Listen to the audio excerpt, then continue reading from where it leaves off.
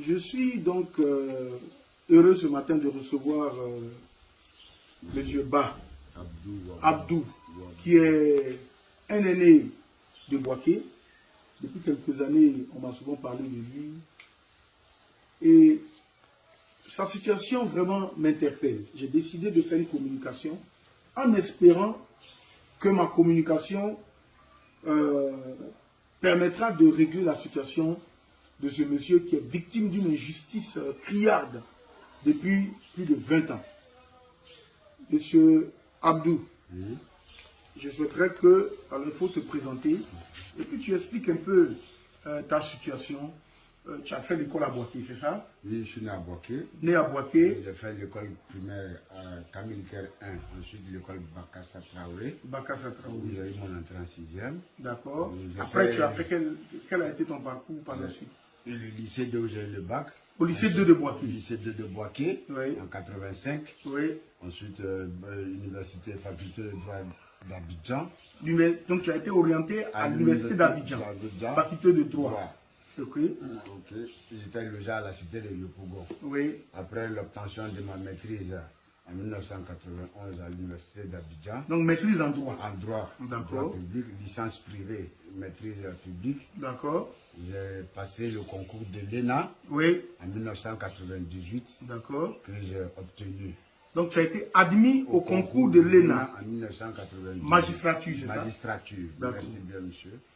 Et donc, à l'année 99-2000, en 99, nous avons commencé la formation à l'ENA. D'accord. L'année 1999 correspondait à notre formation théorique à l'ENA. D'accord. En janvier 2000, nous sommes allés en formation pratique en juridiction. Oui. J'ai eu la chance de faire ma formation pratique au tribunal de première instance d'Abidjan Plateau. D'accord.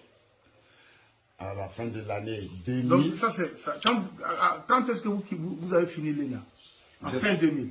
En fin 2000. Vous avez fini l'ENA. En décembre 2000, nous avons fini l'ENA. D'accord. Voilà. Et donc, ici c'est le document. Oui, de la liste des admis de l'année de l'ENA. D'accord. Voilà. Parce que je vois ici 1998. Voilà, ça c'est l'année où on a composé. D'accord. Voilà. Et donc ça c'est le document qui montre que tu es bien sur la liste des admis. 15e. J'ai été 15e sur 50. Sur 50 admis. J'ai été 15e. Voilà. Ok. D'accord. Et donc c'est ton nom qui est ici. Abdou ou Abouba.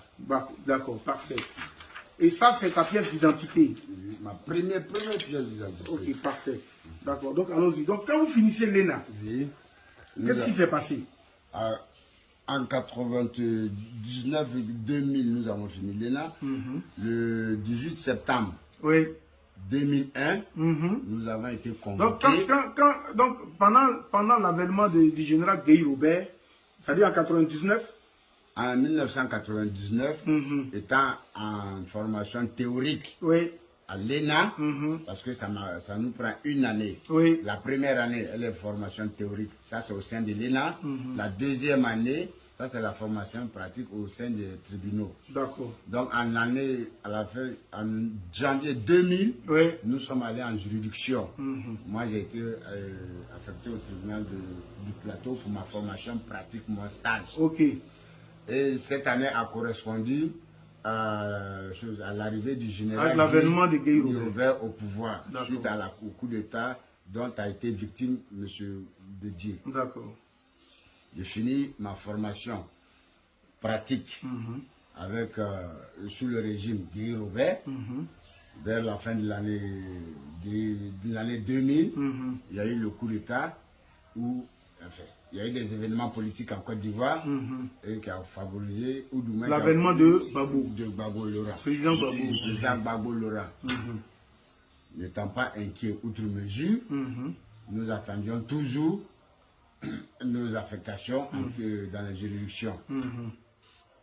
Le 18 septembre 2001, à la veille, nous avons été contactés par la chancellerie, c'est-à-dire le ministère de la Justice. D'accord. Comme quoi nous devions nous retrouver. C'est-à-dire toi et tous tes amis admis à l'ENA. la promotion de magistrat. D'accord. Dont il fait partie, étant convoqué au ministère de la Justice pour prendre notification de nos lieux d'affectation. D'accord. Dans la salle de conférence, où la notification a été faite individuellement aux personnes présentes, nous étions 2 à n'avoir pas été appelés pour notification de nos lieux d'affectation. D'accord. Nous avons demandé... Ils ont demandé qui n'a pas été appelé, le ministre. C'était quel ministre? Oulaye Siéné. Il était ministre de la Justice sous le régime Gbagbo. C'était le premier ministre de la Justice du régime Gbagbo. Et à l'époque, c'était M. Afin Guessan qui était le premier ministre. D'accord. Et après ça, donc quand il a demandé qui n'a pas été appelé, vous avez dit... On a levé les mains, il s'est trouvé que nous étions 2, une dame et moi, Abdou Abouba. Les responsables nous ont fait savoir qu'il y avait un problème technique, de logistique, et que ça ne durerait pas, de nous rendre, la dame et moi, à la direction des services judiciaires pour prendre notification de notre lieu d'affectation. Sur ce, le lendemain, nous nous sommes rendus à la direction des services judiciaires. Nous avons été reçus par le sous-directeur des services judiciaires. Son nom m'échappe un peu, mais son patron immédiat s'appelait M. Yo Gama, qui était le directeur des services judiciaires. D'accord. Quand nous avons été reçus, la première question qu'il nous a posée, le sous-directeur des services judiciaires, la dame et moi, c'était de savoir comment nous avons fait pour avoir la nationalité ivoirienne. Toute chose qui, moi, m'a surpris, pour ne pas dire choqué. Parce que je ne voyais pas l'intérêt de la question ce jour-là. D'autant plus que, pour rentrer à l'ENA, il faut montrer patte blanche. C'est-à-dire fournir tous les documents administratifs qui prouvent que nous sommes ivoiriens, on n'avait pas de problème de nationalité, nous n'avons pas fait de prison, on n'avait pas de casier judiciaire, et que nous avions tous les diplômes requis. Par la suite, tout ce qui a été fourni, et nous avons été acceptés à concourir. Parce qu'il faut montrer patte blanche pour pouvoir concourir. Ça, c'est une première étape. Par la suite, ayant franchi cette étape, nous avons concouru et j'ai été admis. Nous étions 50. Oui, j'ai vu la liste. Voilà, avec la DIMI, j'ai vu la liste. dont j'étais le 15e. Voilà. Et vous aviez votre pièce d'identité ivoirienne, la carte jaune, c'est ça? J'ai tout, je ne sais pas trop, a été ma première carte d'identité ivoirienne. En 1979. Par la suite, il y a eu d'autres cartes d'identité ivoiriennes que je n'ai pas eu de problème à obtenir. Lorsque M. Bidi a été président, il y a eu la carte d'identité verte. Je ne sais pas comment on avait carte d'identité sécurisée. Je n'ai pas eu de problème pour l'obtenir. Je suis rentré à l'ENA avec la carte d'identité de Bidi. D'accord. On va gagner du temps. Voilà, merci. Et donc la question de ce monsieur-là vous a outré. Mais en fait, c'est là qui était le nœud de la question. C'est-à-dire que vous compreniez donc pourquoi vous n'aviez pas été affecté comme les autres magistrats. Est-ce que vos amis qui ont été affectés là, en 2001, là, ils sont en fonction jusqu'à aujourd'hui? Ils sont tous en fonction, à part les défunts. D'accord. Et vous, depuis qu'on ne vous a pas accepté donc cette affectation, est-ce que vous avez pris fonction jusqu'à aujourd'hui? Jamais. Donc ça veut dire que voilà ce monsieur-là, qui est avec nous à Bouaké ici, qui est à Dar es Salaam, et donc, il m'a présenté la photo même de sa promotion à l'ENA. Je ne veux pas qu'on voit les personnes, parce qu'il faut protéger l'image des personnes. Mais derrière ici, c'est bien indiqué, promotion 99-2000, dernier cours de déontologie, professeur Zobo. Voilà. Donc ça, mais il y a cette photo et je vois bien ta photo ici. Je te vois là, c'est toi qui es accroupi. C'est moi qui suis accroupi. Je le vois très bien là. Et je vois ici ta photo encore dans les locaux de l'ENA, c'est ça? Dans la bibliothèque de l'ENA. D'accord. Alors donc, pour moi, voilà ici une victime je ne sais pas, je ne vais même pas appeler ça, je ne vais même pas dire le mot ivoirité ou des préjugés liés au nom. Puisqu'il m'a fait savoir que la bonne dame, ils étaient deux. L'autre a été finalement réintégré parce que chacun a ses relations. Chacun a des relations. On ne veut pas rentrer dans les détails. Mais l'objectif de cette communication, c'est vraiment que la situation de ce monsieur soit réglée. Ça lui fait 20 ans, c'est ça? Oui. 20 ans, il est à la maison, chez lui, à Dar es Salaam. Quand il partait au CP1, il n'a jamais imaginé qu'au bout, c'était pour avoir une maîtrise, et même être admis à l'ENA, et de venir se retrouver à ne pas travailler, à vivre une misère à tout point de vue. Morale, financière, matérielle, et tous les... morale. Surtout morale. Une galère morale. Il n'y a rien de plus frustrant que de voir ces promotionnaires dans les juridictions et des autres juridictions. Je ne veux même pas citer certains noms, mais pour ceux qui savent, ils sauront. J'ai un de mes promotionnaires qui est à la CPI, Cour pénale internationale. Et il y a beaucoup qui sont présidents de tribunaux ici. C'est ça? Et tous ceux qui sont dans la photo qu'il a montré, dont je souhaite protéger quand même l'image, parce que ce n'est pas tout le monde qui veut qu'on les voit, hein, mais ils sauront qu'ils ont l'air promotionnaires et ils le savent, non? Ils le savent et tous que jusqu'à ce jour, je n'ai pas encore été réintégré. Mais maintenant, ne pouvant pas, comme on appelle, décanter ma situation, je ne sais pas comment dire, M. Touré, mais beaucoup se gênent en me voyant. Voilà. Ils sont gênés, je ne sais pas comment vous traduire ça. Oui, je comprends. Je comprends un peu leur gêne même. Voilà. Parce que c'est plus fort qu'eux.